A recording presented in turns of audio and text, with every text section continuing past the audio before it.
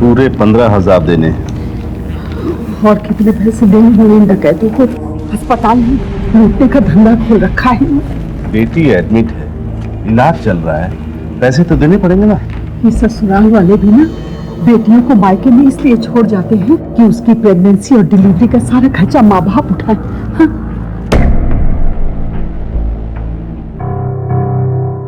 15 दिन हो गए हमारी श्रेया को एडमिट किए हुए, पैसा भी डिपॉजिट किया जा चुका है, फिर आप लोगों से डिस्चार्ज क्यों नहीं कर रहे हैं? मामूली सा पाँव ही तो फिसला था ना, लूट मचा रखी है आप लोगों ने। ऐसा कुछ भी नहीं है माँ जी। तो कैसा है? आप चिंता मत कीजिए, वो जल्दी ठीक हो जाएंगे। डॉक्टर साहब, ऐसी क्या लाइलाज बीमारी हो गई हमारी श्रेया को? देखिए, कुछ केसेस में ऐसा होता है कि माँ जी आप परेशान मत होइए ना, श्रेया का इलाज यहाँ बहुत अच्छे तरीके से हो रहा है और डॉक्टर साहब तो हमें अच्छे डिस्काउंट्स भी दे रहे हैं। आप परेशान ना हो, काफी पुरानी जान पहचान है इनसे। और हॉस्पिटल के खर्चे की चिंता ना करें, हॉस्पिटल का जो भी खर्च होगा वो मैं दूंगा। बीमारी, इलाज, हॉस्पिटल, डॉक्टर, ये सब हमारी जिंदगी से जुड़े हुए हैं। कभी ना कभी किसी न किसी तरह से हमारा इनसे वास्ता पड़ता ही रहता है। श्रेया अपने गर्भ के 8वें महीने में थी और एक छोटे से हादसे ने उसे हॉस्पिटल पहुंचा दिया। लेकिन साधारण सा दिखने वाला यह मेडिकल केस इतना भी सिंपल और सरल नहीं है। जहां एक तरफ श्रेया से इलाज के नाम पर भारी रकम वसूली जाने लगी, वहीं दूसरी तरफ उसके साथ होने वाली गलत घटनाओं से सभी नावाकिफ हैं या शायद समझ नहीं पा रहे हैं। लेकिन इतना जरूर है कि इलाज के नाम पर श्रेया के साथ जो भी हो रहा है वो रूह को थर्रा देने वाला है।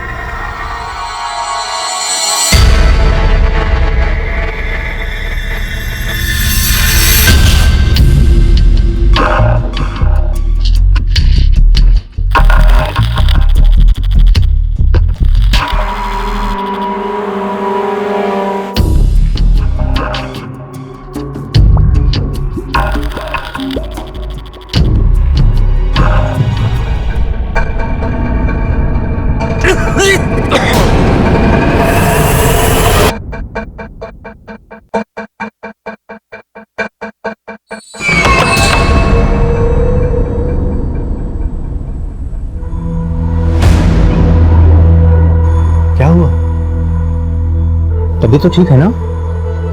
कुछ ठीक नहीं है, बहुत घबराहट हो रही है और डर भी लग रहा है। क्यों? डर क्यों लग रहा है तुमको? और वैसे भी अब तुम अकेली थोड़ी ना हो, यह है ना तुम्हारा नया बॉडीगार्ड। क्या हुआ? कुछ नहीं, वॉशरूम जाना है। अच्छा।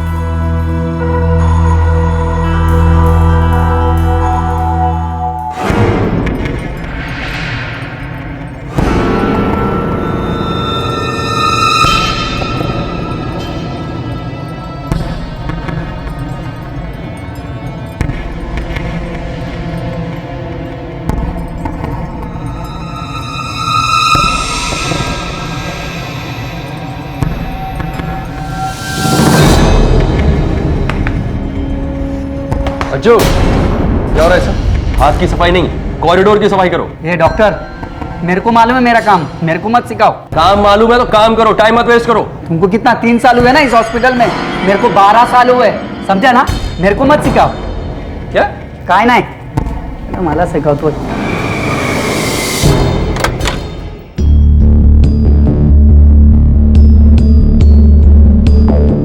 ये मेडिसिन ले आइए, अभी देनी है। श्रेया वॉशरूम में है सर।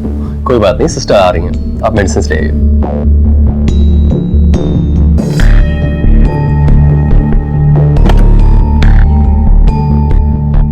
निखिल, गुड मॉर्निंग, कैसी हैं आप? आइए। प्लीज। ठीक है, मैं ठीक हूँ। पर मैं तो आपकी हेल्प कर रहा हूँ खाली। कहा ना, डोंट टच मी। मैं ठीक हूँ, आप जाइए प्लीज।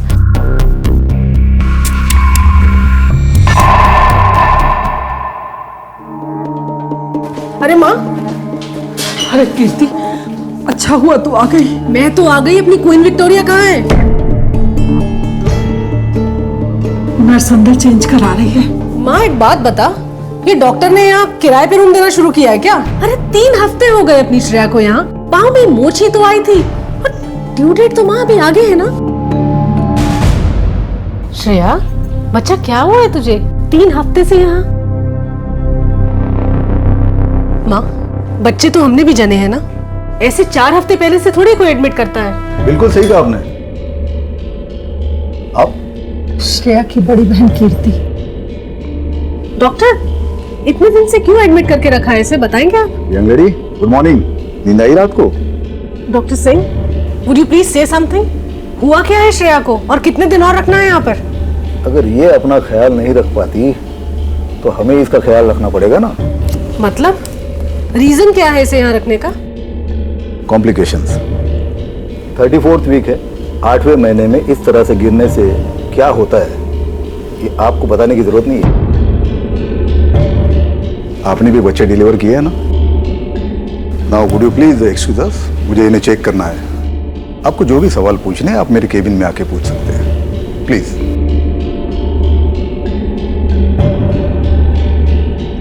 चलो माँ।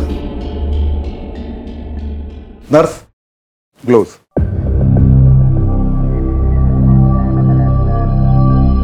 डॉक्टर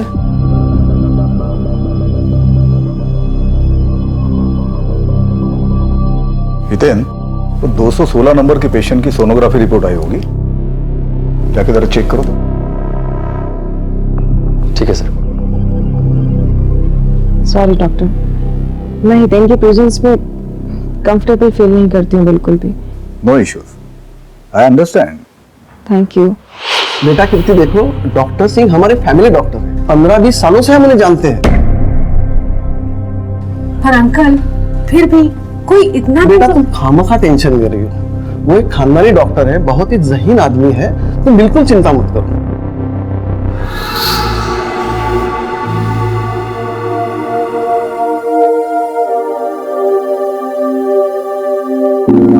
हल्की सी इन्फेक्शन है, मैं दवाई दे देता हूँ। रिलैक्स।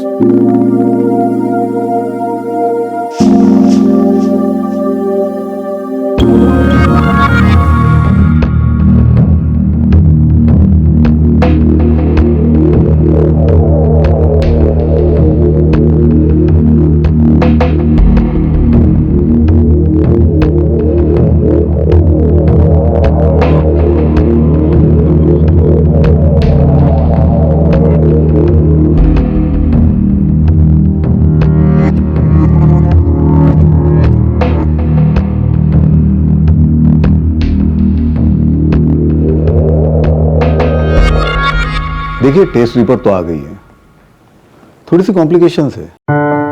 बच्चे को ऑक्सीजन ठीक से नहीं मिल रही है, हार्ट बीट फ्लिकर हो रही है उसकी। तो आज रात तक वेट करते हैं, अगर नॉर्मल डिलीवरी हो जाए तो अच्छा है। वैसे हमने आईवी से ऑक्सीटोसिन शुरू किया है, जिससे लेबर पेन होने में मदद होगी। लेकिन कल तक अगर पेन नहीं हुआ तो सी सेक्शन करना पड़ेगा। Let's hope for the best. कल मिलते हैं।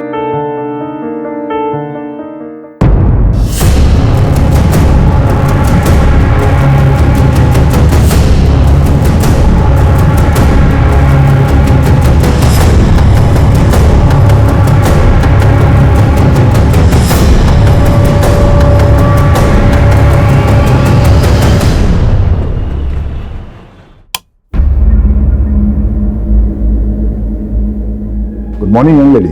Good morning. कैसी हो? फाइन। डॉक्टर, मेरा हाथ बहुत सुन सा लग रहा है। अच्छा सिस्टर, हैमर।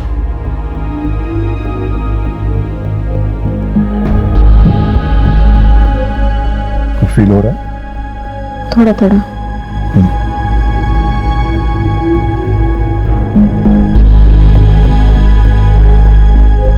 फील हो रहा है? नहीं डॉक्टर, कुछ भी फील नहीं हो रहा है। सिस्टर, डोंट वरी, सब ठीक हो जाएगा। ये सब कॉम्प्लिकेशंस की वजह से।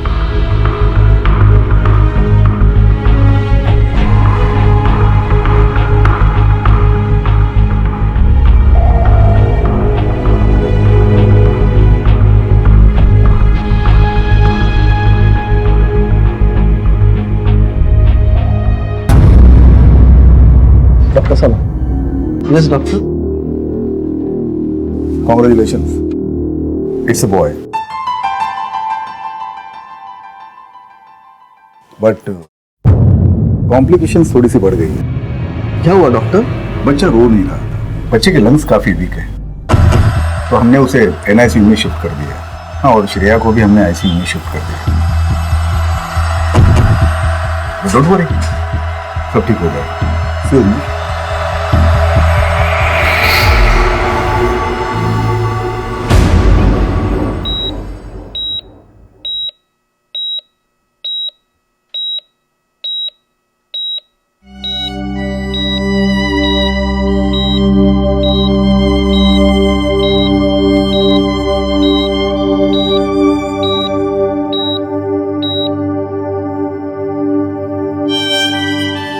एक्सक्यूज मी, देखिए यहाँ पे भीड़ लगाने से कुछ नहीं होगा।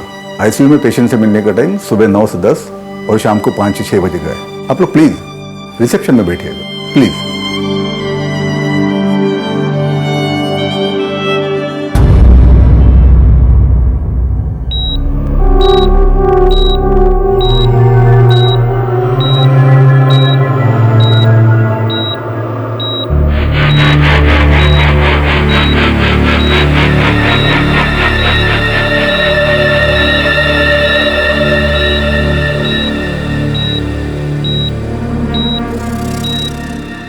निखिल, कीर्ति दीदी, निखिल, कीर्ति दीदी।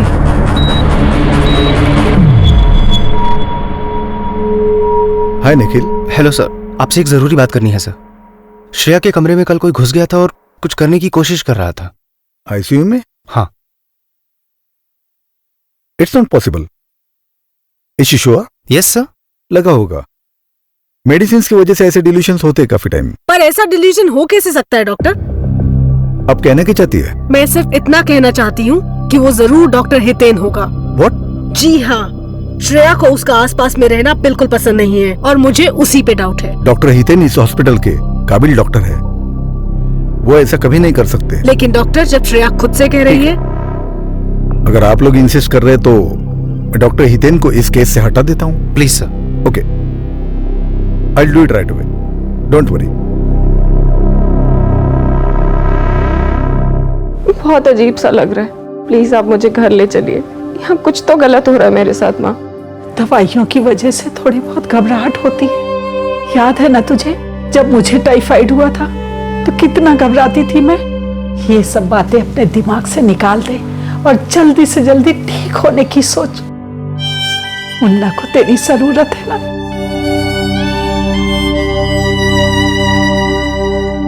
Doctor Singh, excuse me, doctor Singh, एक मिनट, एक बात थी। I hope you don't mind, पर मैं एक सेकंड ओपिनियन लेना चाहती हूँ। Second opinion? जी, किसी दूसरे डॉक्टर का। आपको मेरी काबिलियत पर शक है या मेरे स्टाफ पर? नहीं डॉक्टर, आप बिल्कुल गलत समझ रहे हैं। अपने दिल की तसल्ली के लिए दूसरे डॉक्टर का ओपिनियन लेना मेरे लिए जरूरी है। तो मुझे श्रेया की फाइल्स चाहिए। आप अपने लिमिट्स क्रॉस कर रही हैं। निखिल, अगर तुम्हें भी यही लगता है तो इंडेमनिटी बॉन्ड पर साइन कर दो और अपनी पत्नी और अपने बेटे को लेकर जा सकते हो। लेकिन अगर कॉम्प्लिकेशंस बढ़ गई तो उसके लिए जिम्मेदार मैं नहीं रहूंगा, चाहे वो कल हो या परसों। सेकंड ओपिनियन लेना, but don't ever come to me. आखिरकार इलाज के नाम पर क्या हो रहा था श्रेया के साथ?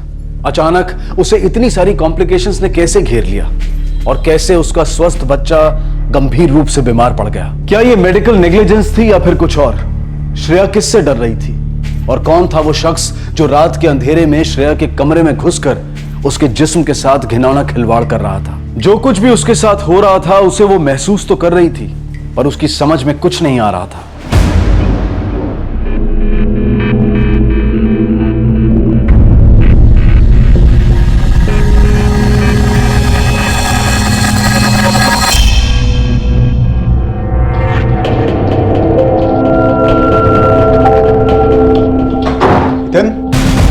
क्या कर रहे हो यहाँ पर?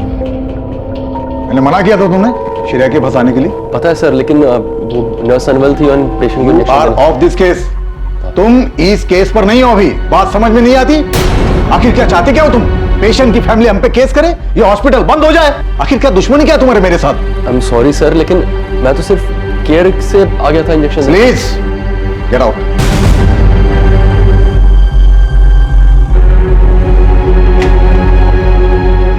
और आइंदा श्रेया के आसपास भटकना भी मत।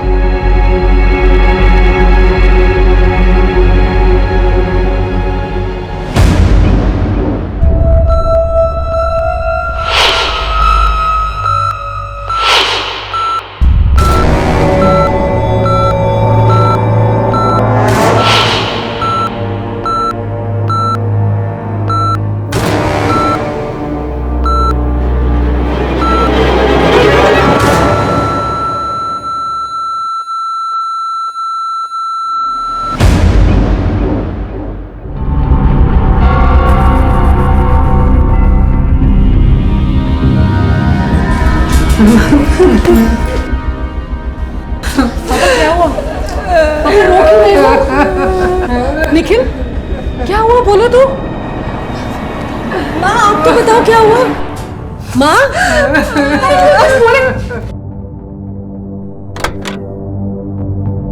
श्रेया, श्रेया क्या हुआ बच्चा? दीदी मुन्ना। मुन्ना, मुन्ना को क्या हुआ है? बोल। मुन्ना नहीं रहा।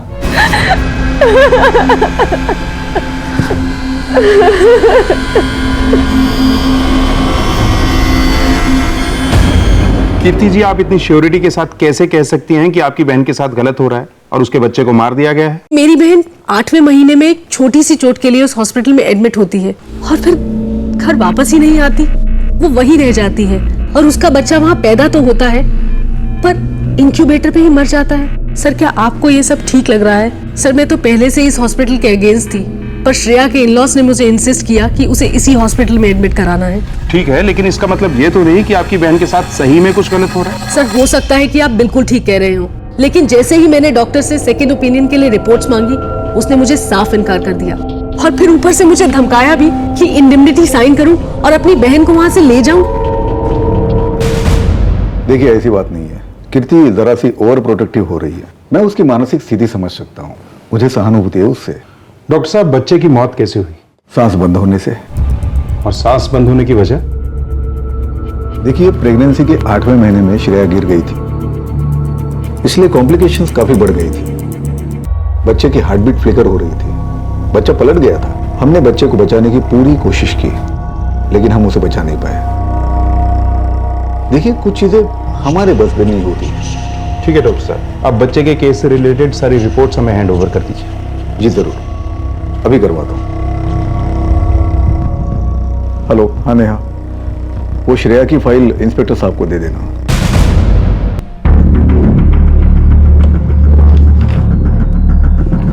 Thank you.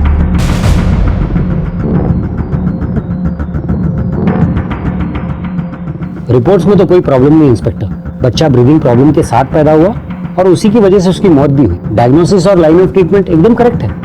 डॉक्टर आप एक बार फीटस रिपोर्ट भी तो चेक कीजिए। 8 महीने तक तो सारी रिपोर्ट्स ठीक थी, फिर क्या हुआ?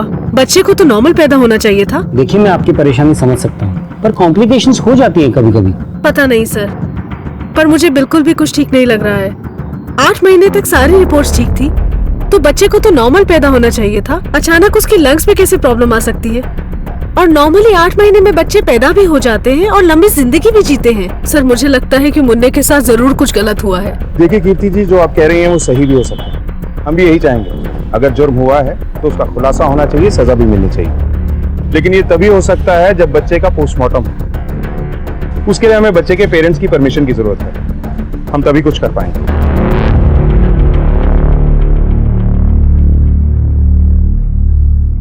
क्या हो रहा है ये? मुन्ना के पोस्टमार्टम के लिए पुलिस को आपकी परमिशन चाहिए, साइन कर दीजिए। चला गया ना, क्यों उसकी दुर्गति कर रहे हैं आप लोग? अपने मन की तसल्ली के लिए कि उसके साथ कुछ भी बुरा नहीं हुआ था और ना ही मेरी बहन के साथ कुछ बुरा होगा। लेकिन मैंने साइन कर दिया, आप भी साइन कर दीजिए। सच सामने आएगा, दिल को तसल्ली मिलेगी। मुन्ना की मौत मेरी लापरवाही की वजह से हुई है या फिर कोई और कारण है? ठीक है।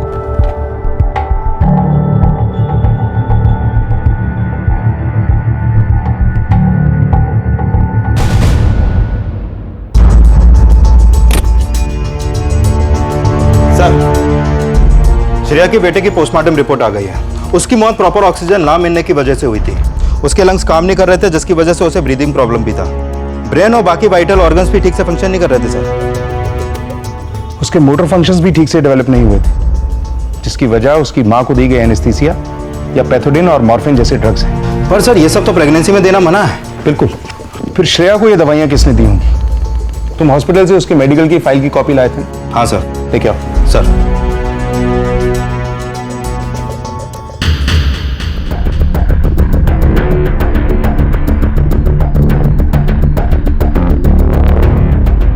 एनेस्थीसिया तो कहीं प्रिस्क्राइब भी नहीं किया गया है, कोई रिपोर्ट नहीं। हाँ, कुछ पेन किलर्स जरूर दिए गए हैं। ऑक्सीजन रेगुलर था सर, क्योंकि बच्चे की हार्ट बीट फ्लिकर कर रही थी। पर बच्चे को एनेस्थीसिया कौन दे सकता है? आम आदमी को तो इसके बारे में कुछ पता भी नहीं होता। ये जरूर नर्सिंग होम के किसी आदमी का काम है। पर सर ये कौन हो सकता है जिसने ये घिनौना काम किया? इसी का तो पता लगाना है। सर डॉक्टर हितेन ऐसा कर सकता है। ये आप इतने यकीन से कैसे कह सकती हैं? वो इसीलिए सर कि सर हितेन का टच सही नहीं था। एक दो बार इंजेक्शन लगाने के बहाने इधर उधर छूता था और बेहोशी की हालत में मैंने फील किया कि मेरे कमरे में जैसे कोई आया है। तो आपने इस बात की कंप्लेंट नहीं की? सर जैसे ही मुझे श्रेया ने बताया मैंने डॉक्टर से कंप्लेंट की थी, पर डॉक्टर ने मुझे कहा कि पेशेंट को दवाइयों की हालत में ऐसे हेलुसिनेशंस होते रहते हैं। पर सर मुझे हितेन पे पूरा डाउट है कि उसी ने कुछ किया है। मैंने ऐसा कुछ नहीं किया सर। पता नहीं श्रेया को मेरी शक्ल पहले दिन से ही पसंद नहीं थी। सुना है तू उसे इंजेक्शन लगाने के बहाने 4 जगह टच करता था। सर क्या मिलेगा मुझे ये सब करके? ये तो तू ही बताएगा कि क्या मिला तुझे। वो झूठा इल्जाम लगा रही है। तो सच क्या है वो बता दे। सर ने मुझे एक इंट्रामस्कुलर इंजेक्शन दिया था पेन के लिए, और वो एक पर्टिकुलर स्पॉट पे ही लगाना होता है। तो वो स्पॉट लोकेट करने के लिए मैंने 2 बार टच किया, बस भड़क गई। जो कि नॉर्मल प्रोसेस है सर, आप किसी से ही पूछ सकते हैं। चलो मान लिया कि तू हरीश चंद्र की औलाद है। अब एक सच और बता दे, उसे केटामाइन का एनेस्थीसिया और सेडेटिव्स कितनी बार दिया? क्या बात कर रहे हैं सर आप? ये ड्रग्स प्रेग्नेंट लेडी को नहीं दी जाती हैं। तो फिर क्यों दी? सर मैंने नहीं दिया है, and you have no right to talk to a doctor like this. मेरे पास मेडिकल एसोसिएशन और कोर्ट दोनों का ऑर्डर है तुझसे पूछताछ करने का, क्योंकि श्रेया के बेबी की पोस्टमार्टम रिपोर्ट कहती है कि उसकी बॉडी में एनेस्थेटिक और सेडेटिव मेडिसिन का ओवरडोज मिला है। व्हाट? कहीं अज्जू ने तो नहीं किया सर? कौन अज्जू? सर अज्जू हमारा वार्ड बॉय। वो अक्सर फीमेल पेशेंट्स के आसपास मंडराता रहता था, उनकी फोटोज निकालता रहता था। अक्सर मैंने उसको श्रेया के रूम से भी बाहर निकलते देखा रात में।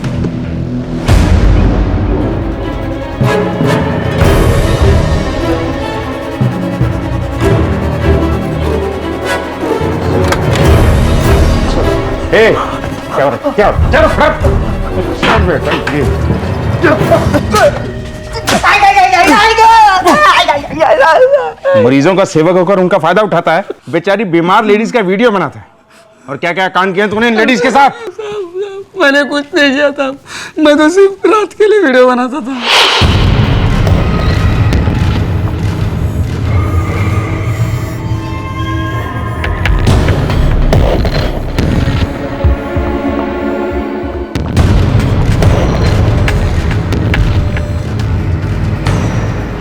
माँ बहनों का वीडियो बनाने का बड़ा शौक है ना तुझे? मैं बनाता हूँ तेरा। इंजेक्शन देना आता है? अब तक कितनी लेडीज को एनेस्थीसिया दिया तूने? नहीं साहब, मैंने अभी तक किसको नहीं दिया, और सब मैं क्यों दूंगा? उन्हें बेहोश करके उनके साथ मनमानी करने के लिए, उनका वीडियो बनाने के लिए। देव जप्पा साहब, मैंने ऐसा कुछ नहीं किया साहब। मैं तो सिर्फ बेहोश लेडीज लोगों का वीडियो बनाता था, और सब मैंने कभी गलत दवा नहीं दिया साहब। श्रेया को एनेस्थीसिया किसने दिया? मुझे नहीं मालूम साहब, ये दवाइयाँ बाहर नहीं होती है ना। फिर कहाँ और किसके पास होती है? सब वो डॉक्टर हितेन और बड़े साहब है ना, उनके पास। पता नहीं सर, श्रेया के केस में एक अजीब सी बात हुई। 34th वीक में गिरने के बाद जब उसे एडमिट किया गया तो इतने लंबे हॉस्पिटलाइजेशन की कोई जरूरत नहीं थी। ऐसी कोई कॉम्प्लिकेशन नहीं थी। उसे 1-2 दिन ऑब्जर्वेशन में रख के छोड़ सकते थे। तो छोड़ा क्यों नहीं? सर ने बोला था 2 वीक्स एक्सटेंड कर दो। झूठ बोलता है तू। एक्सटेंशन तूने ही किया था। हाँ सर, मैंने ही किया था, लेकिन सर के बोलने पर किया था। क्यों? सर मैंने भी उनसे यही पूछा था, तो उन्होंने कहा कि तुम्हें सैलरी चाहिए ना तो चुप रहो, जो मैं कहता हूँ वैसा करते रहो। हॉस्पिटल चलाने के लिए पैसे चाहिए होते हैं। बाकी पेशेंट के साथ भी डॉक्टर सिंह ऐसे ही करते थे? नहीं सर, मैंने तो कभी नहीं देखा।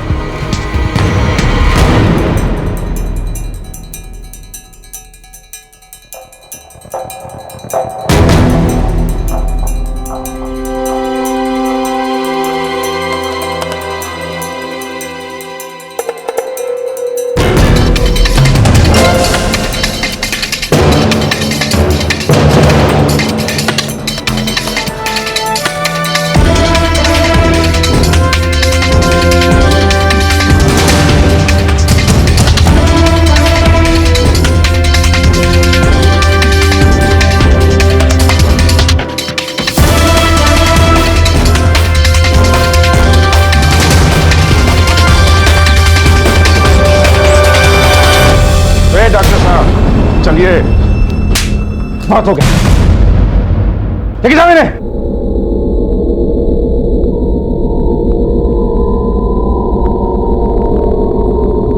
तुम ठीक हो? श्रेया की खूबसूरती को देखकर मेरे अंदर का शैतान जाग उठा। एक डॉक्टर होके अपने पेशेंट के साथ ये सब करते हुए। इंस्पेक्टर, डॉक्टर भी तो एक इंसान होता है ना। मेरे बीवी के मरने के बाद मैं बिल्कुल अकेला हो गया था, लेकिन किसी के मरने से इच्छाएं तो नहीं मरती ना। मतलब श्रेया जैसी जवान लड़की मेरे सामने थी।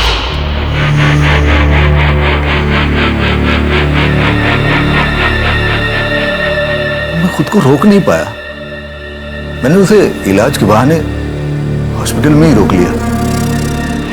उसकी फैमिली वालों को बताया ये बच्चे के हार्ट बीट फ्लिकर हो रहे हैं, इस कंडीशन में ऑक्सीजन दिया जाता है। मैं ऑक्सीजन के साथ बेहोशी की दवाई मिलाता था। जब श्रेया अनकॉन्शियस हो जाती थी तो मैं उसे फील करता था। श्रेया तेरी हैवानियत का शिकार बनी रही थी, फिर उस मासूम बच्चे की जान क्यों ली? श्रेया को हॉस्पिटल में रोकने के लिए मैंने उसके बच्चे का सहारा लिया। मैंने उस बच्चे में कॉम्प्लिकेशंस पैदा किए, लेकिन एनेस्थेशिया का डोज थोड़ा ज्यादा हो गया तो बच्चे की तबीयत खराब हो गई। ऊपर से श्रेया की बहन दूसरे किसी डॉक्टर से कंसल्ट कर रही थी। वो ये राज खुल न जाए इसलिए मैंने बच्चे की जान ले ली।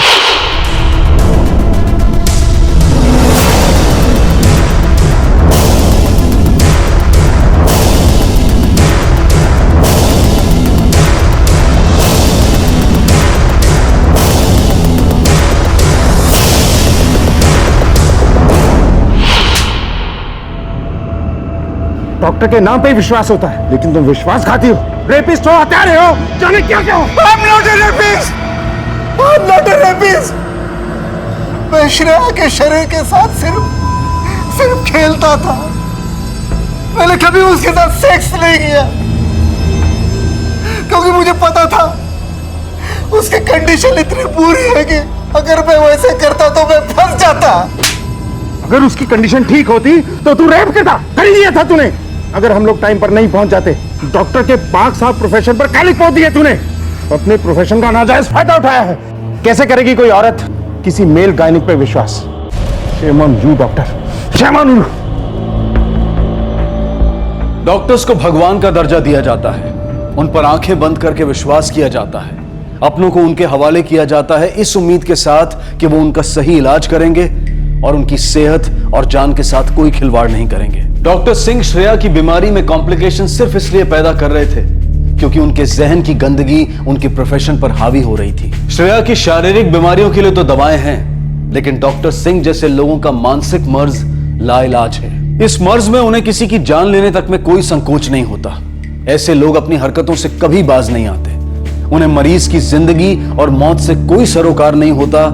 वो सिर्फ अपना स्वार्थ देखते हैं। स्वार्थ कभी पैसों के नाम पर, कभी वासना के नाम पर, तो कभी अपना नाम बेचने के नाम पर। विस्तार से तहकीकात करने पर डॉक्टर सिंह के ऐसे कई और मामले सामने आए। श्रेया ने इलाज के नाम पर बहुत कुछ खोया। उसका मानसिक संतुलन सुधरने में न जाने कितना वक्त लगे। कीर्ति ने मौके की नजाकत समझी, पर शायद देर से। निखिल ने डॉक्टर सिंह पर आंख बंद करके विश्वास किया और बदले में उसे विश्वासघात मिला। बात बिल्कुल साफ है, हमें हर जगह सतर्क रहना होगा।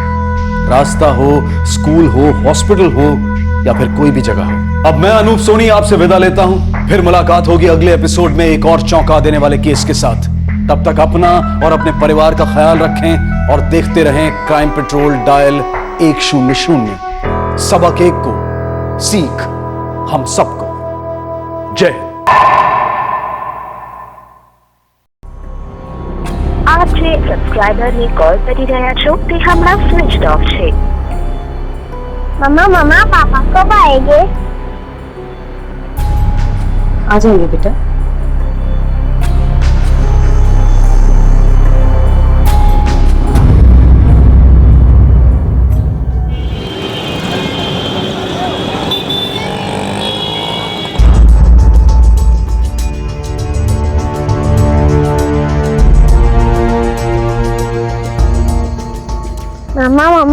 यहाँ क्यों आई है? बेटा आपके पापा को ढूंढने आए हैं। हम मिल जाएंगे पापा? हाँ बेटा मिल जाएंगे पापा।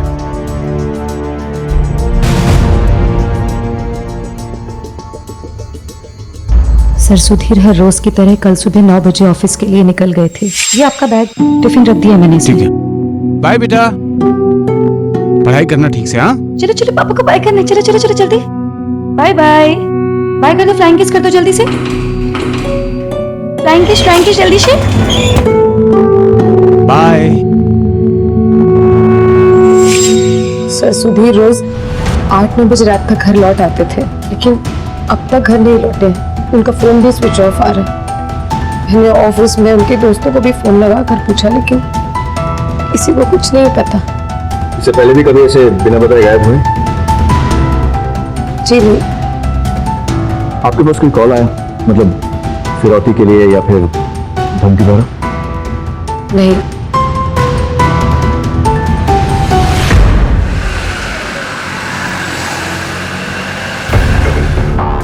एक 30 साल का घर गृहस्थी वाला इंसान अचानक गायब हो जाता है। अब या तो किसी से दुश्मनी थी और गायब करवा दिया गया, और या फिर अपनी मर्जी से कहीं चला गया। सर अगर अपनी मर्जी से चला भी गया है तो कोई तो वजह होगी। अपनी मर्जी से गया है या गायब किया गया है, लेकिन दोनों ही सिचुएशन में मामला संगीन है। एक काम करो, इसकी मोबाइल लोकेशन ट्रैकिंग पे डालो, पता करो इसकी लास्ट लोकेशन क्या थी। सर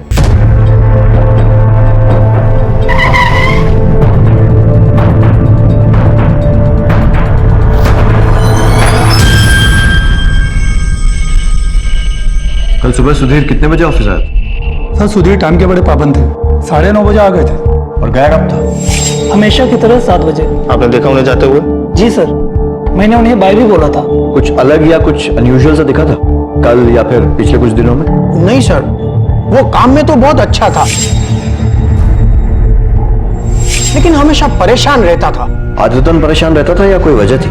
वो कह नहीं सकते, उसने कभी बताया नहीं। किसी से कोई लड़ाई झगड़ा? नहीं सर, अपने काम से काम रखते थे और सबसे बना के रखी थी।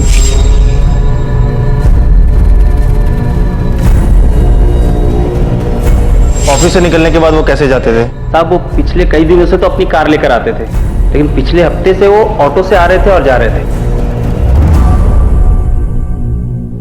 साहब आजकल वो रोज ऑटो से आते जाते थे, कल आवाज दी तो सामने से निकल गया, रुका ही नहीं। किस तरफ गया? इधर से आई। वो इस तरफ क्यों आया होगा? उसका घर तो दूसरी तरफ है। सर हो सकता है कि वो यहाँ किसी का वेट कर रहा हो, या फिर किसी से मिलने आया हो। एक काम करो, आसपास जो भी सीसीटीवी या ट्रैफिक कैमरा फुटेज है चेक करो, शायद वो दिखे। सर। और हाँ, सुधीर का ईमेल अकाउंट और सोशल नेटवर्किंग अकाउंट भी चेक करो। गायब होने वाले दिन उसने किस किस से बात की पता करो। चलो सर।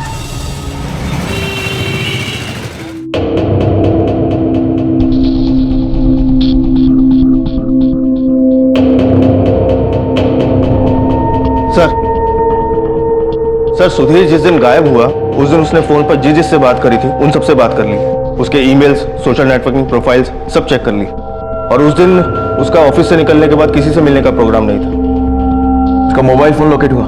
नहीं सर, फोन स्विच ऑफ जा रहा है। ना कोई फिरौती का कॉल, ना किसी से दुश्मनी।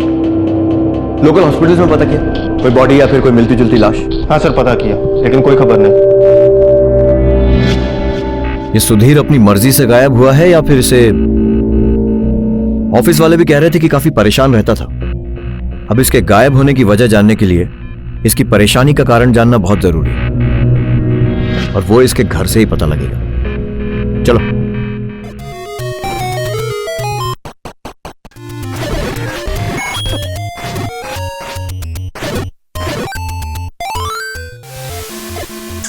विनी, बच्चे क्या है, इतने बिजी हो जाते हो खेलने में, हाँ, कि खाते भी नहीं हो?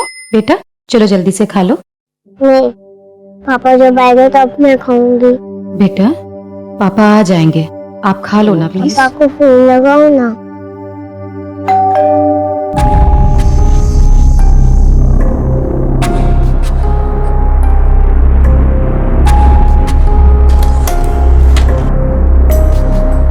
जी इंस्पेक्टर साहब। ऑफिस से पता चला है कि सुधीर काफी परेशान रहता था। कोई खास वजह? जी आदत थी, हर छोटी मोटी बात पे बहुत परेशान हो जाते थे। अच्छा, पिछले कुछ दिनों में कुछ हुआ था, कुछ घटना वगैरह जिसकी वजह से टेंशन हुआ? नहीं सर, वो तो अपने ऑफिस की कोई भी बात घर पे नहीं शेयर करते थे।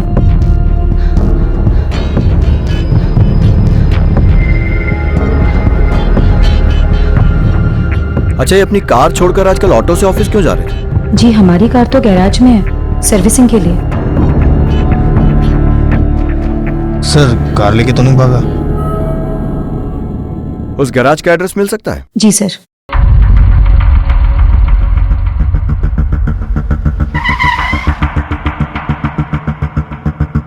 सुनिए, दिखाओ।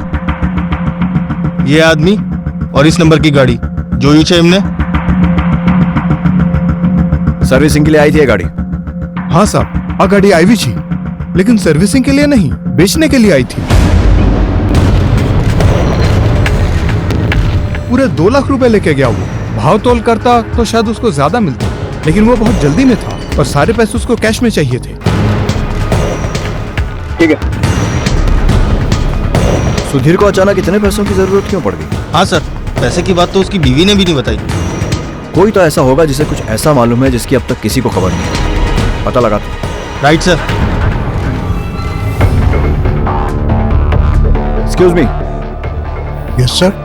सुधीर देसाई, जानते हैं इन्हें? हाँ, सुधीर बहुत अच्छी तरह से जानते हैं। पिछले 10 साल से हमारे साथ यही बिल्डिंग में रह रहा है। पिछले कुछ दिनों से काफी परेशान चल रहे थे, कुछ आइडिया है क्यों? परेशान तो रहेगा ही ना सर। पिछले हफ्ते 307 पे जो सोलंकी रहती है ना, उसके साथ बहुत बड़ा झगड़ा हुआ था। एक नंबर का चोर मानस है साहब। 3 महीना पहले 1 लाख रुपया लिया था, अभी तक नहीं दिया। हर टाइम कोई नया बहाना निकालता है। मेरा ही मिस्टेक हो गया, उसके पर भरोसा ही नहीं करना चाहिए था। आखिरी बार कब मिले थे उससे? अभी पिछले हफ्ते मिला था।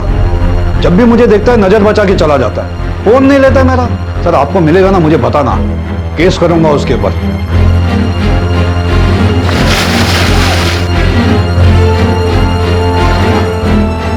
सर सुधीर ने ऑफिस में से तो बहुत बार लोन लिया है, समझो ना, हमेशा कर्जे में ही रहता था। 1 मिनट, ये देखिए, अभी गए हफ्ते ही उसने 2 लाख रुपया लिया है और 1 महीने पहले तो उसने 1.5 लाख रुपया लिया है। कभी कुछ चुकाया नहीं? नहीं सर, वैसे तो वो बहुत शरीफ और खुददार आदमी था। उसने अपनी सैलरी से आधे से ज्यादा पैसा चुकाने के लिए पहले ही बोल दिया था, लेकिन कुछ समय पहले उसने रिक्वेस्ट की थी कि उसके पैसे काटे न जाए। सुपरवाइजर था ना वो? हाँ। तो हीरो के लेन देन में कोई गड़बड़? नहीं सर, वैसे तो वो बहुत शरीफ है, इसीलिए तो हम उस पर बहुत विश्वास करते थे। अच्छा, कभी उसने लोन लेने की वजह बताई? नहीं सर, कभी बताया नहीं। हाँ, पर एक बार उसको फोर्स किया था तो उसने बोला कि पर्सनल मैटर है। थैंक यू साहब। पहले एडवांस में पैसे देते थे सुधीर साहब, इधर महीने भर से सब उधार खाता। बहुत बकाया है उस परिवार पे। जब से सुधीर गए हैं तब से अपने पापा के आने का इंतजार कर रही है विनी। अपने पापा की गाड़ी की आवाज दूर से ही पहचान लेती है। पर गाड़ी तो बेच दी सुधीर ने। क्या? जी हाँ, आपके ऊपर वाले सोलंकी जी से 1 लाख, अपने ऑफिस से कई लाख, काफी सारा कर्जा लेकर रखा था उसने। कार बेच दी, कर्जा ले रखा था? आपको कभी कुछ बताया नहीं उसने? नहीं। आप लोगों की कुछ फाइनेंशियल प्रॉब्लम थी? जी, सुधीर अपनी नौकरी से थक गए थे और अपना खुद का बिजनेस शुरू करना चाहते थे। करीब 1 साल से वो इसी कोशिशों में लगे थे और ये भी बता रहे थे कि अपनी सैलरी से कुछ बड़ा हिस्सा वो अपने उस बिजनेस के लिए रख रहे हैं। कुछ बड़ा करना था उन्हें। किस चीज का बिजनेस करना था? अकेले या फिर किसी के साथ पार्टनरशिप में? मुझे नहीं पता, क्योंकि वो सारी बातें घर पर नहीं बताते थे। अच्छा, अपने सारे कागज पत्र मतलब डॉक्यूमेंट्स कहाँ रखते हैं? जी, अंदर कमरे में। हम लोग देख सकते हैं? जी बिल्कुल, आइए।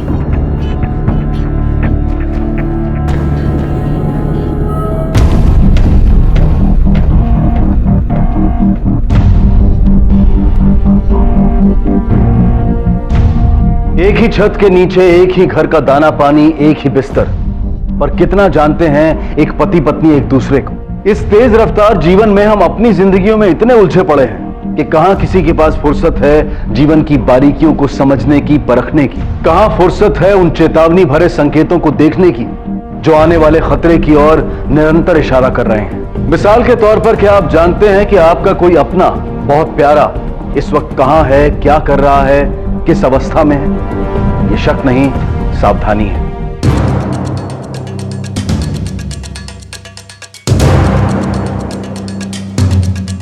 बिजनेस का तो कोई नामो निशान नहीं इन कागजों में। सर, सुधीर के अकाउंट में इस वक्त 3700 रुपए और ज्यादातर कैश विड्रॉल। और उधार उसने लाखों का लेकर रखा था। खर्च का किए इतने पैसे? हाँ सर, और वो घर पे भी पूरी सैलरी नहीं दे रहा था। ऑफिस से उधार, पड़ोसियों से उधार, दोस्तों से उधार। किया क्या इतने पैसों का? बिजनेस तो कहीं दिख नहीं रहा है। सर, बिजनेस वाली बात झूठी भी तो हो सकती है। हो सकता है उसकी बीवी झूठ बोल रही हो सकता है सुधीर पैसे किसी अय्याशी में या फिर किसी लड़की पर उड़ा रहा हो। सर, एक लड़की है हमारे स्टाफ में, श्वेता धोलकिया, उसकी और सुधीर की बहुत बनती थी। सर, हम दोनों सिर्फ दोस्त थे, उसके अलावा कुछ नहीं थे। वो और मुझ पर पैसे लुटाए, उल्टा मुझसे पैसे लेके जाता था। क्यों? सर, बोलता था कुछ फैमिली प्रॉब्लम है।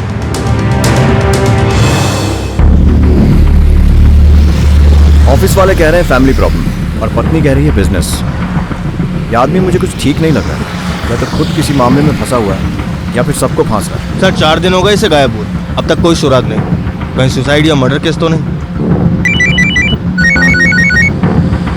हेलो,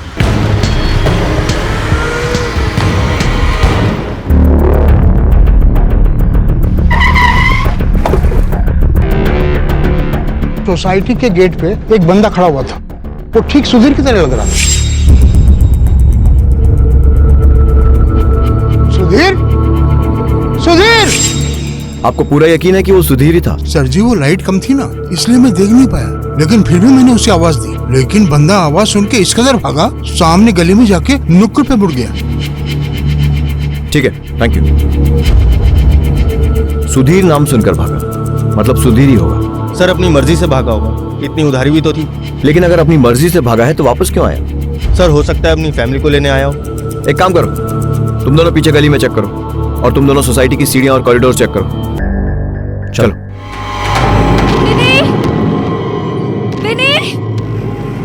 विनी! क्या हुआ?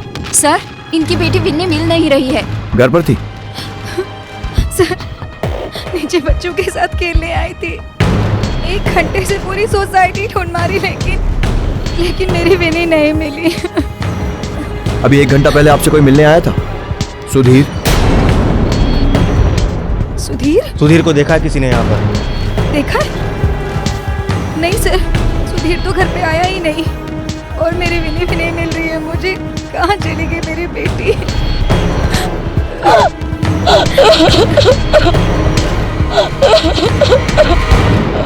पहले पिता फिर बेटी, एक के बाद एक दोनों गायब हो गए। क्या किसी ने कुछ कर दिया था इन्हें, या फिर कुछ हो गया था इनके साथ? कहीं खुद पिता ने ही अपनी बेटी का अपहरण तो नहीं कर लिया था? लेकिन कोई पिता अपनी बेटी का अपहरण क्यों करेगा? और सबसे बड़ा सवाल यह था कि एक साधारण से व्यक्ति सुधीर देसाई को इतने सारे पैसों की क्या जरूरत आन पड़ी थी? क्या वो इन पैसों के जरिए किसी की जिंदगी में मुसीबत लाने वाला है, या फिर वो खुद किसी मुसीबत का शिकार है? सर, ये केस तो और भी कॉम्प्लिकेटेड होता जा रहा है। हाँ पटेल, सुधीर पहले गायब होता है, फिर अपने घर के पास में दिखाई देता और फिर गायब हो जाता। सर, इस बार तो उसकी बेटी भी गायब है। एक काम करो, आसपास के सभी थानों को अलर्ट करो और सुधीर और उसकी बेटी का फोटो भी सर्कुलेट करो। Right sir.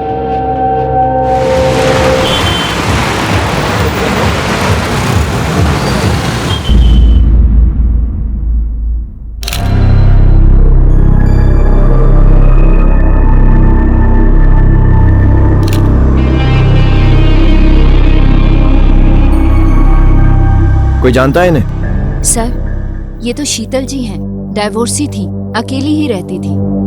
सबसे पहले लाश को किसने देखा? सर, मैं तो इधर से गुजर रहा था, देखा कि इनकी नौकरानी इनके घर की बेल बजा रही है, और वो काफी देर से बजा रही थी। मैंने सोचा कि अकेली रहती है, इसलिए मैंने सोसाइटी वालों को सबको बुलाया और दरवाजे तोड़ दिया। देखा तो ये हाल है।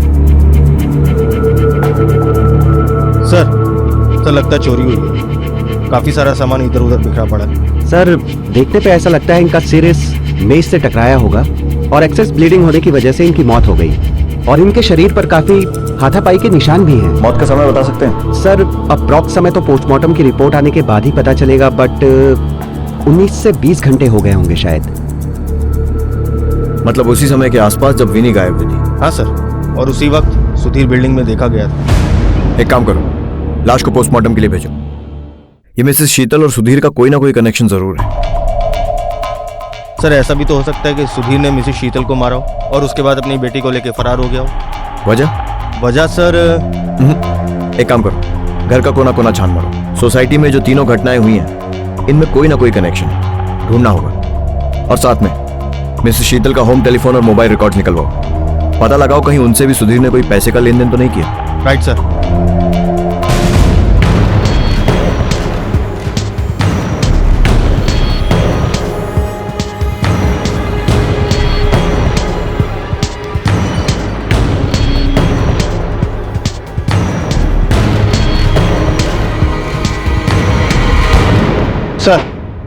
सर सुधीर और मिसेस शीतल के बीच में बैंक अकाउंट के जरिए कोई लेन देन नहीं हुआ, पर सर कॉल रिकॉर्ड के मुताबिक एक बड़ी अजीब बात सामने आई है।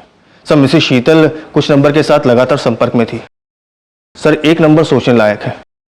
सर त्रिशा और मिसेस शीतल के बीच में लगातार संपर्क था। दोनों लगातार घंटों बातें किया करती थी।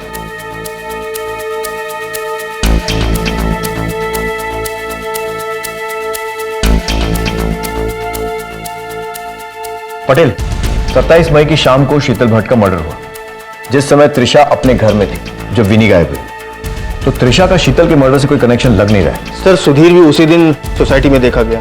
होना हो उसका कुछ तो कनेक्शन है उसकी बेटी के गायब होने और शीतल मर्डर केस में। कुछ तो पकड़ा था सुधीर और त्रिशा के बीच में, जो त्रिशा हमें बता नहीं रही है या छुपा रही है। पटेल, कहीं ऐसा तो नहीं है कि हस्बैंड वाइफ मिलकर कोई गेम खेल रहे हैं? एक काम करो, सुधीर देसाई का कोई और लॉकर या बैंक अकाउंट है कि नहीं ये पता करो। इतना कैश कहीं तो रखा होगा, क्योंकि घर में तो हमें कुछ मिला नहीं। अब आराम से बात करने का समय खत्म हो गया, थोड़ी सख्ती करनी पड़ेगी। पता करो। सर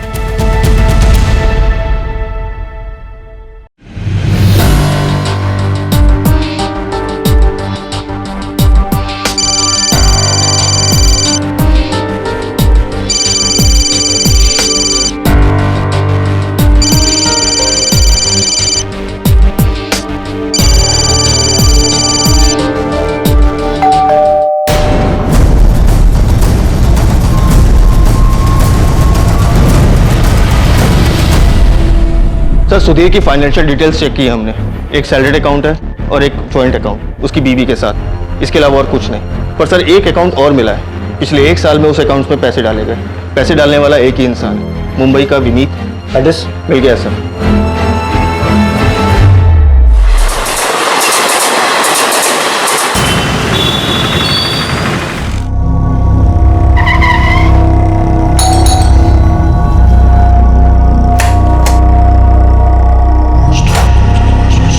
विनीत शाह। जी हाँ। विनी,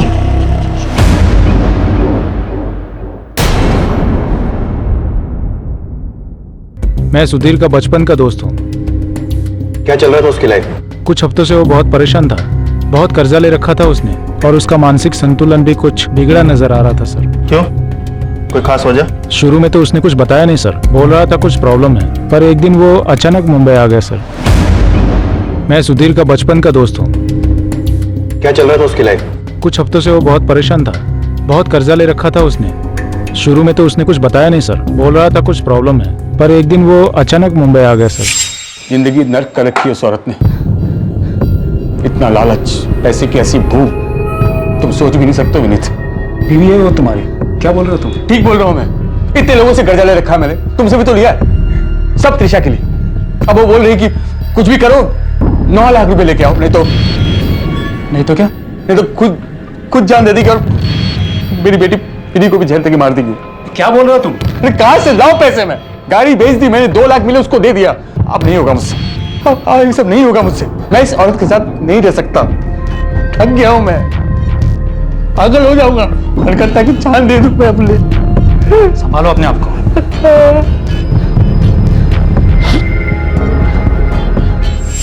अगली सुबह सुधीर सूरत के लिए निकल गया और रात होते होते वो लौट भी आया, और इस बार वो अपनी बेटी विनी को भी साथ ले आया था सर। वो विनी को अगवा करके लाया था सर।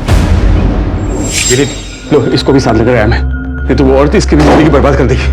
अब मेरे लिए बस यही जीने की वजह, इसको भी छोड़ नहीं सकता। मेरी बेटी। ऐसे बेबी को माँ से अलग करना कानूनी फसाद हो सकता है और इसके लिए तुम्हें किडनैपिंग का केस भी लग सकता है तुम्हारे ऊपर। जो होना होगा, ये मेरी बेटी है, इसको मुझसे कोई छीन नहीं सकता। नहीं सुधीर, ये गलत है, गैर कानूनी है, इसके लिए तुम्हें सजा भी हो सकती है। और तुमने इस बच्चे के बारे में सोचा कि नहीं? हाँ, क्या होगा? तुम तो इधर उधर भागते रहोगे, लेकिन इस नन्ही सी जान का क्या? तो क्या करूं मैं? बैठो बैठो, पहले बैठो बैठो। देखो, कानून का सहारा लो।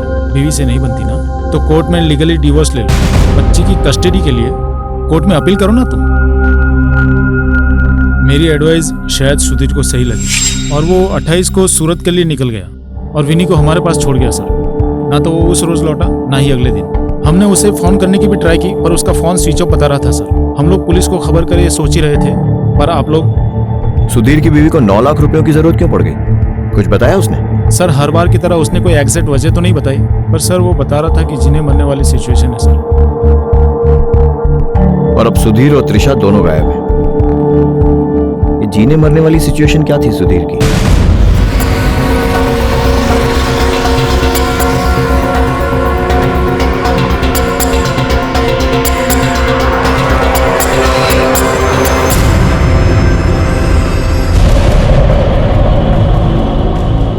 ये कहां चली गई?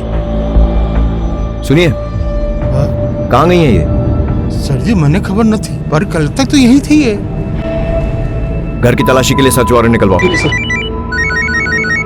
हेलो, हाँ ठीक है, हम लोग आ रहे हैं।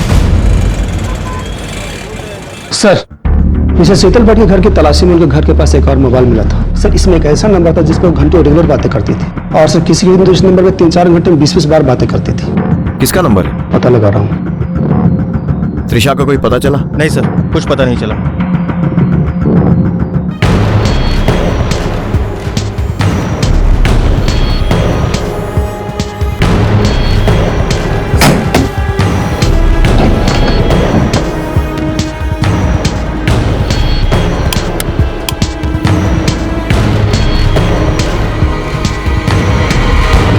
सर, 27 को पहली बार सुधीर मुंबई से सूरत आया और उसी दिन विनी गायब हुई। 28 को फिर से वो मुंबई से सूरत आया और उस दिन उसने कुछ देर के लिए अपना फोन ऑन किया था। इसके बाद उसकी लास्ट लोकेशन यही एरिया थी, लेकिन सर उसके बाद से उसका फोन स्विच ऑफ है।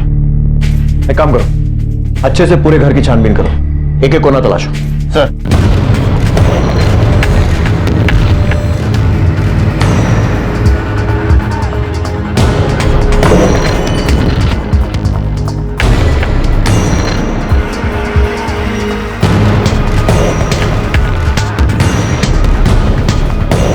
कुछ मिला? नहीं।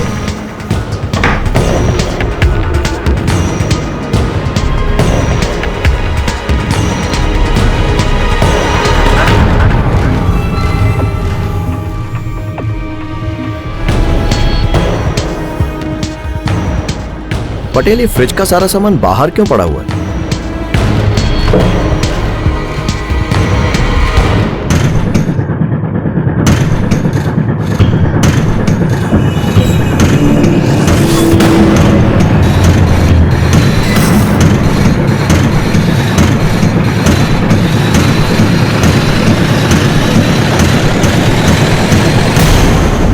जैसे आकाश में खूबसूरती से घूमता धूमकेतु एकाएक धरती का रुख कर धरती पर गिरकर कहर मचा देता है, वैसे ही इस केस की दिशा सुधीर की लाश मिलने के बाद एकाएक बदल गई।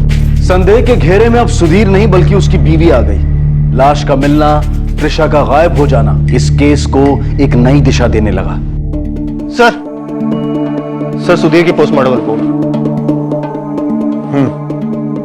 सुधीर की मौत 28 को हुई थी, चाकू के गोदने से। Kitchen knife. सर, ये चाकू सर ये घर के बाहर पीछे कूड़ेदान में मिला। हत्या के बाद इसे साफ तो किया गया था, लेकिन फिर भी इस पे से खून के धब्बे गए नहीं। 25 को सुधीर गायब हुआ, जिसकी कंप्लेन त्रिशा लिखवाती है 26 को, और 27 की शाम को मिसेस शीतल की हत्या होती है यहां सूरत में। 27 को ही सुधीर मुंबई से सूरत पहुंचता है और 27 की शाम को ही विनी गायब होती है। 28 को मिसेस शीतल की बॉडी मिलती है। 28 को सुधीर फिर मुंबई से सूरत आता है जहां उसकी हत्या होती है और उसकी लाश उसके अपने ही घर के रेफ्रिजरेटर में रखी जाती है। और त्रिशा पिछले 10 दिनों से गायब है, पर मुजरिम कितना ही होशियार क्यों ना हो, कोई ना कोई गलती जरूर करता है। ये कितने का है? ये 2 लाख का है मैम।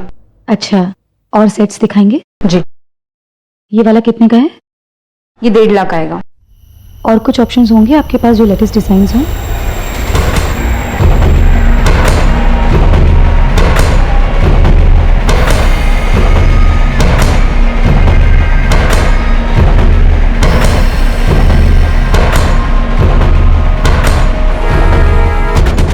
छोकरी ने पकड़ो। क्या लिया? बताओ, मेरे पास बताओ दारू क्या चुरा? देखो मैं अभी पुलिस को फोन करता हूँ। सर, मिसेस शीतल जिस नंबर पर लगातार बात करती थी वो ट्रेस हो गया है। हाँ, जोड़ी 21 नंबर 50,000। हाँ चल।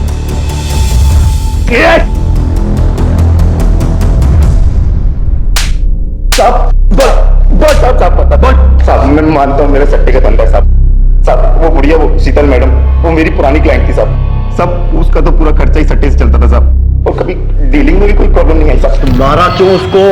साहब वो 1 महीने पहले वो 9 लाख रुपए हारी थी सट्टे में, और जब मैंने पैसे मांगे तो बोलती है कि वो किसी और की तरफ से सट्टा लगाया था साहब। ये बुढ़िया कब से तुझे फोन कर रहा हूँ और मेरा फोन नहीं उठा रही, और ऊपर से मेरे ऊपर चिल्ला रही है। तू पागल हो गई है क्या? अरे मैं कह रही हूँ ना, जब मेरे पास आ जाएंगे पैसे मैं दे दूंगी। ये बुढ़िया अपनी बकवास बंद कर, या तेरी बकवास सुनने के लिए नहीं बैठा हूँ। मुझे मेरा 9 लाख रुपए चाहिए। अरे तुम तो कमाल की बात कर रहे हो। वो पार्टी देगी तो ही तो दूंगी ना। अरे नहीं, मुझे मतलब उन लोगों से। तूने, तेरा किसके साथ क्या लेना देना है, मुझे कोई मतलब नहीं। हेलो? 3 हफ्ते तक उसका इंतजार किया, उसे फोन भी किया, मेरा फोन उठाना बंद कर दिया और पैसा नहीं देना चाहती साहब। फिर एक दिन अचानक मैं उसके घर पर गया साहब। 3 हफ्ते से पागलों की तरह फोन कर रहा हूँ, मेरा फोन क्यों नहीं उठाती? उठा तो रही थी लेकिन लग नहीं रहा था। मैं क्या करूं? लगाया मेरे तरह, तूने लगाया था। देखो तुम्हारे पैसे मिल जाएंगे, कहा ना मैंने। मुझे मेरे 9 लाख रुपए चाहिए। तुम भी मत दिखा। क्या करेगी तू? मैं ना सब मोहल्ले को इकट्ठा कर लूंगी और तेरी बदनामी कर दूंगी यहाँ पर। अरे मैं तो पहले से ही बदनाम हूँ साहब। मारी ज्वेलरीની દુકાન છે અને આ છોકરી મારી દુકાનેથી ઘરે ના છોડીને ભાગી। अरे कैसी बातें कर रहे हैं आप? मैं क्यों कोई गहने चुराऊंगी? साहब, ये आदमी कैसी बातें कर रहा है? मैं कोई गहने चुराने वाली दिखती हूँ? मैं देख रही थी, मैंने इनको लगता है कि मेरा बैग चुरा लिया। रुको। नाम क्या तुम्हारा? साहब वो मेरा नाम विद्या है। पटेल, जरा वो वांटेड लोगों वाली फाइल लेके आओ।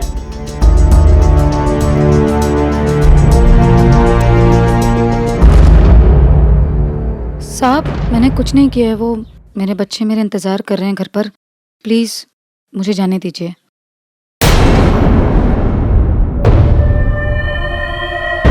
विद्या, त्रिशा देसाई नाम है तुम्हारा। सूरत से अलर्ट जारी हुआ है तुम्हारे नाम पे। वांटेड लोगों की लिस्ट में नाम है तुम्हारा। अरेस्ट करो इसे।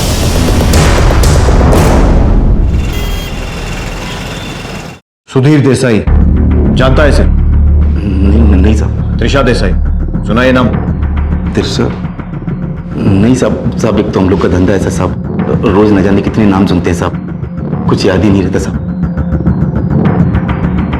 सर, त्रिशा मिल गई है। चलो साहब अभी सब बताए। किधर थी आप मैडम? वो मैं शॉपिंग कर रही थी, नेकलेस खरीद रही थी, तो पता नहीं बेवजह मुझ पर चोरी का इल्जाम लगा दिया इन लोगों ने।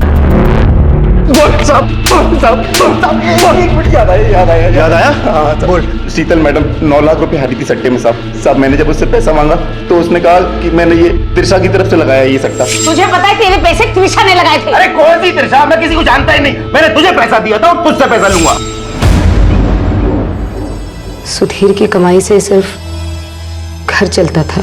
मुझे शौक था अच्छे कपड़े, अच्छे गहने, अच्छा खाना, और उनकी तनख्वाह से ये सब नहीं हो सकता था। फिर एक दिन मुझे मिसेस शीतल मिली किटी पार्टी में।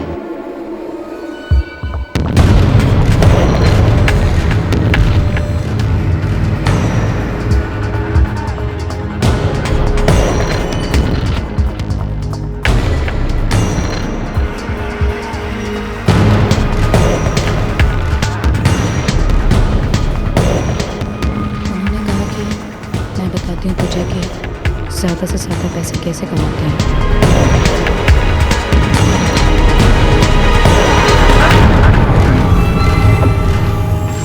मैंने एक दिन सुधीर को बिना बताए पैसे लगा दिए। हाँ सुनो, मेरा है ना, तुम 3 लाख रुपए लगा दो। हाँ, जैसे ही पता चल जाए मुझे एकदम बताना, ठीक है? हाँ, लगना चाहिए। हाँ। अरे चिंता मत करो, तुम्हारे पैसे डूबेंगे नहीं, आज तक नहीं डूबे मेरे पैसे। हाँ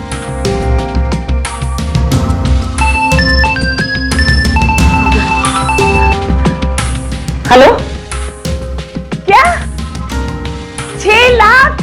क्या? पहले जीती, फिर हार गई। उसके बाद सुधीर से मैंने और पैसे मांगे। हाँ जितेंद्र भाई, आपको पैसा मिल जाएगा। हाँ मैं ऑफिस पहुंच रहा हूँ ना। ठीक है, हाँ ठीक है। सुधीर, मुझे 2 लाख रुपए चाहिए बस। 2 लाख किस वक्त? मैं हर सवाल का जवाब देना तुम्हें जरूरी नहीं समझती, समझे तुम? मैंने कहा ना, मुझे पैसे चाहिए तो चाहिए बस। पैसा पैसा पैसा शू कर छे? इतने पैसे दिए तुम्हें, करती क्या तुम? मैंने कहा ना मुझे पैसे चाहिए तो मुझे चाहिए बस। ठीक है, देखता हूँ, परेशान मत कर तू मुझे। पैसे लाए हो? पैसा? कौन सा पैसा? अरे मैंने सुबह कहा था ना कि मुझे 2 लाख रुपए चाहिए। घर में आते जाते सिर्फ पैसा मांगती रहती हूँ। मैंने कब कहा था कि आज ही दूंगा तुम्हें पैसा? अरे इतनी बड़ी रकम इंतजाम करने में टाइम लगता है। बहाने मत बनाओ, मैंने कहा था मुझे मैं बहाना नहीं मार रहा, तुम कभी भी पैसा मांगती हो। मुझे खेलना था, मैंने किसी भी तरह रो धो के सुधीर को कर्जा लेने के लिए कहा और उन्होंने कर्जा लिया, बहुत लिया, बार बार लिया। और एक रोज मैं बहुत बड़ा अमाउंट सट्टे में हार गई, 9 लाख रुपए।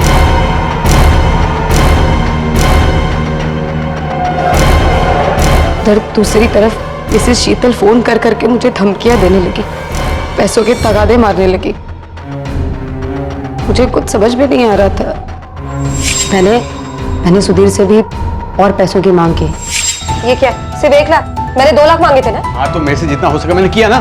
जितना हो सका का क्या मतलब है? मैंने तुमसे 2 लाख मांगे थे, ये 1 लाख किस लिए लाए हो? 1 लाख रखो ना तुम। 2 लाख क्या तुम बार बार मांगते हो? तुम करती क्या पैसे की? तुम्हें ज्यादा जानने की जरूरत नहीं इस बारे में, ठीक है? मैंने तुमसे 2 लाख मांगे, मुझे 2 लाख रुपए चाहिए बस। मुझे जाना नहीं है, मैं पैसे दे रहा हूँ, मुझे जाना नहीं है। सुधीर ने मना कर दिया। मैंने एक दिन कहा कि अगर मुझे पैसे नहीं मिले तो मैं जहर खा के मर जाऊंगी और विनी को भी मार दूंगी। सुधीर ने गाड़ी बेच दी। गाड़ी से सिर्फ 2 लाख रुपए निकले। एक दिन वो भाग गया और मेरी बेटी को भी लेके चला गया। सर मैं पागल हो गई थी। विनी मेरी जान है सर, कैसे लेके जा सकता है वो मेरी बेटी को? कैसे बोल सकता है कि मुझसे डिवोर्स चाहिए?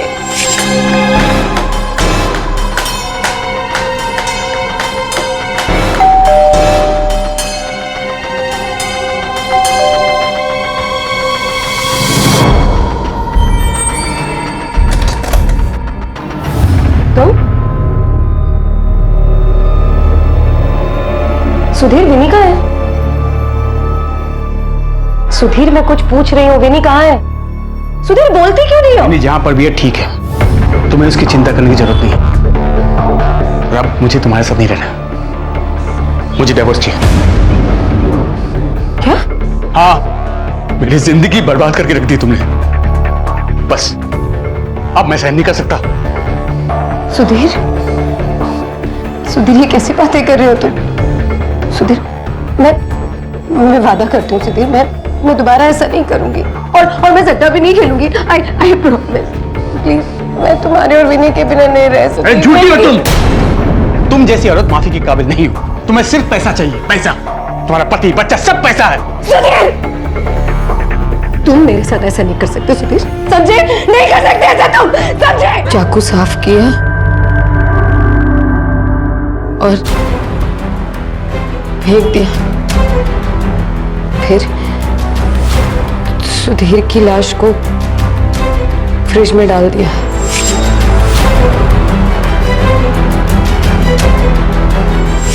करने के वाली थी उसे फ्रिज में रख के?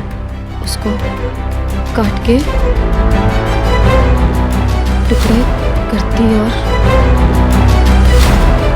ठिकाने लगा देती। तो लगाया क्यों नहीं फिर उसे ठिकाने?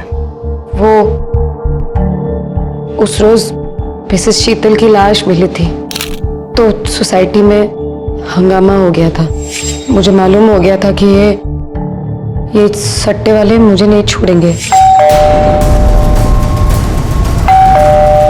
जान से मार देंगे मुझे। इसलिए मैं घबरा गई थी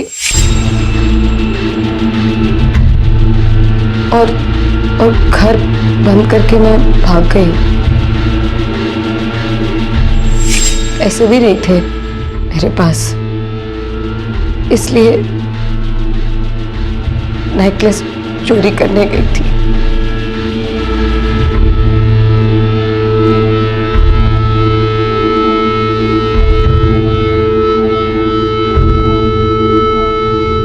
संतोष, सेटिस्फैक्शन, ये मिडिल क्लास मानसिकता का आदर्श है। उसकी पहचान उसकी खूबसूरती है। लेकिन यही संतोष जब लालच में तब्दील हो जाता है तो मिडिल क्लास परिवार, या यूं कहें कि किसी भी परिवार या व्यक्ति का ताना बाना टूट जाता है। परिवार और व्यक्ति दोनों बिखर जाते हैं। कुछ ऐसा ही हुआ त्रिशा के साथ, उसके परिवार के साथ। महत्वाकांक्षा बुरी चीज नहीं है, लेकिन अगर उसको हासिल करने का तरीका जायज ना हो तो नतीजे नाजायज ही निकलते हैं। चाहत अच्छी है, सपने जरूरी है, लेकिन नैतिकता को ताक पर रखकर पैसा कमाने की होड़ को लालच कहते हैं और आमतौर पर इसके नतीजे मासूम परिवारजनों को झेलने पड़ते हैं, जैसे कि अब विनी को झेलने पड़ेंगे। पिता की मृत्यु हो गई और मां को हत्या, सट्टेबाजी और चोरी के अपराध में उम्र कैद की सजा। जिंदगी सबक देती है, गलतियों को सुधारने का मौका देती है और ना सुधरने पर कड़ा सबक दंड के रूप में मुकर्रर करती है। अब मैं अनूप सोनी आपसे विदा लेता हूं। फिर मुलाकात होगी अगले एपिसोड में और खुलासा करेंगे एक और जुर्म का। तब तक अपना और अपने परिवार का ख्याल रखें और देखते रहें क्राइम पेट्रोल डायल 100। सबक एक को, सीख हम सबको। जय हिंद। इस तरह के और भी एपिसोड देखने के लिए हमारे चैनल को सब्सक्राइब करें और बेल आइकन दबाना ना भूलें।